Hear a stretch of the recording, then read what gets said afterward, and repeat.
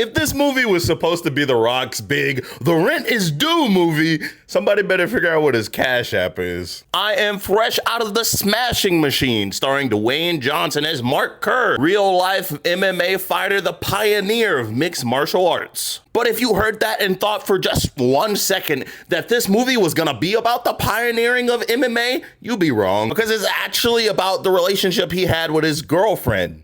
Kind of. This movie is really confused about what it actually wants to be because there is a love story in it, but like everything that happens is so surface level. And the only time we get any real depth in this movie is in the opening parts of it when Mark over here is talking about the high of feeling like a winner. The rest of this movie is just The Rock being sad because he had a loss. And you know, it's kind of funny because Mr. Johnson had this whole thing where he went on and said, I'm making movies for myself now. I used to make movies for my fans. So it really makes sense that he chose a movie about a character that has to accept loss for a movie where he's choosing movies for himself. And I hate to be this harsh on the movie because I was really excited, especially seeing that people were giving this standing ovations for 15 minutes. Some were saying this is The Rock's Oscar movie, but he wasn't even the best performance in the movie. It was Emily Blunt, by far the most compelling and interesting character in the movie.